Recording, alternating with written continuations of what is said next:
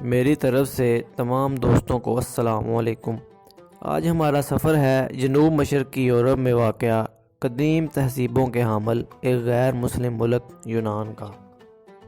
یونان، جسے گریس اور گریک کے نام سے بھی جانا جاتا ہے، تحقیق کی گہرائی میں جانے سے قبل دوستوں سے گزارش ہے ہمارا چینل سبسکرائب کر لیں اور بیل آئیکن کو پریس کریں تاکہ ہماری ہر نئی آنے والی ویڈیو سب سے پہلے آپ تک پہنچائی جا سکے۔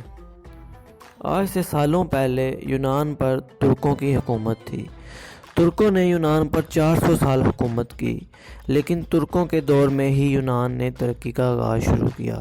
مساجد تعمیر ہونے لگیں اور دوسری تعمیر و ترقی پر توجہ دی جانے لگی۔ 18ویں صدی عیسوی میں ترکوں کی حکومت کا اختتام ہوا۔ 15 جنوری 1822 کو سرکاری طور پر اعلان کر دیا گیا کہ یونان اب ترکوں کی حکومت کا حصہ نہیں ہے۔ آزادی کے بعد بھی ترکوں اور یونانیوں کے درمیان کئی جزیروں پر تنازع برقرار رہا، لیکن 1979 میں قیامت خیز زلزلے نے دونوں ممالکوں کو بری طرح متاثر کر دیا، جس کے بعد دونوں ممالک نے ایک دوسرے کی بہت مالی امداد کی۔ اس زلزلے کا نتیجہ یہ نکلا کہ دونوں ممالک میں اختلافات کافی حد تک کم ہو گئے۔ ترکوں کے دور حکومت میں مسلم آبادی کافی تیزی سے بڑھنے لگی، لیکن بدقسمتی سے ترکوں کے جاتے ہی مسلم آبادی میں خاطر خواہ اضافہ نہ ہو سکا۔ اس وقت یونان میں 90% عیسائی جبکہ 10% دوسرے مذاہب میں ہیں، جن میں 3% مسلمان ہیں۔ ان میں بھی زیادہ تعداد ان لوگوں کی ہے جو دوسرے ممالک پاکستان، ایران، افغانستان اور انڈیا سے آنے والے ہیں۔ 2018 کے اعداد و شمار کے مطابق یونان کی آبادی 1,74,00,000 ہے۔ رقبے کے لحاظ سے یونان دنیا کا 87واں بڑا ملک، جس کا رقبہ 1,31,900 کلومیٹر ہے۔ سب سے بڑا شہر ایتھنز ہے اور ایتھنز ہی ملک کا دارالحکومت ہے، جس کی آبادی 6,64,000 ہے۔ 84.9% آبادی شہروں میں رہتی ہے۔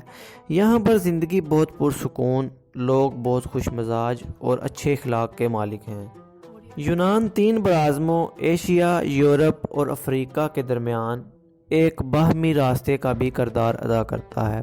پاکستان اور دوسرے ممالک سے ہر سال ہزاروں کی تعداد میں لوگ غیر قانونی طور پر یونان کا رخ کرتے ہیں۔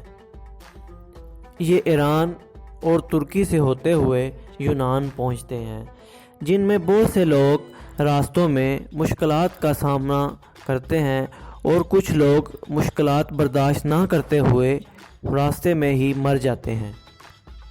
مرنے والوں کو ایجنٹس راستے میں ہی پھینک دیتے ہیں، نہ جنازہ ہوتا ہے نہ کفن دفن ہوتا ہے، اور راستے میں ہی گل سڑ جاتے ہیں۔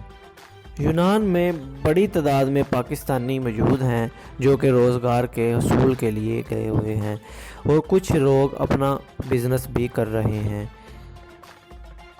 یونان باقاعدہ طور پر یورپی یونین کا ممبر ہے اور یہاں کی کرنسی دوسرے یورپی ممالک کی طرح یورو ہے۔ 1 یورو پاکستانی 180 روپے کے برابر ہے۔ یونان کا کالنگ کوڈ +30 ہے۔ وقت کے لحاظ سے یہ پاکستان سے 3 گھنٹے پیچھے ہے۔ یونانی زبان ہی یونان کی قومی زبان ہے، جبکہ ترکش، بلغارین اور رومانی بھی بولی جاتی ہے۔ یونان کا قومی کھیل فٹ بال ہے، لیکن اس کے علاوہ والی بال، ہینڈ بال اور واٹر پولو بھی کھیلی جاتی ہے۔ یونان سمندروں اور پہاڑوں کی سرزمین ہے۔ یہ سمندر اور پہاڑ یونان کی معیشت سمیت اس ملک کی تہذیب اور تحریک میں اہم کردار ادا کرتے ہیں۔ گزشتہ چند سالوں سے یونان سیاحوں کی توجہ کا مرکز بنا ہوا ہے۔ ہر سال بڑی تعداد میں سیاح یونان کا رخ کرتے ہیں۔ یونان کی 3 اطراف سمندر جبکہ ایک طرف خشکی ہے۔ یونان زیتون کی پیداوار میں بھی بہت مشہور ہے۔ یونان ان ممالک میں شامل ہے جہاں بین الاقوامی ہوائی اڈوں کی تعداد بہت زیادہ ہے۔ دوستو یہ تھی یونان کے بارے میں دلچسپ حقیقت۔ امید ہے آپ کو یہ ویڈیو پسند آئی ہوگی۔ اگلی ویڈیو تک اجازت دیجیے۔ اللہ حافظ۔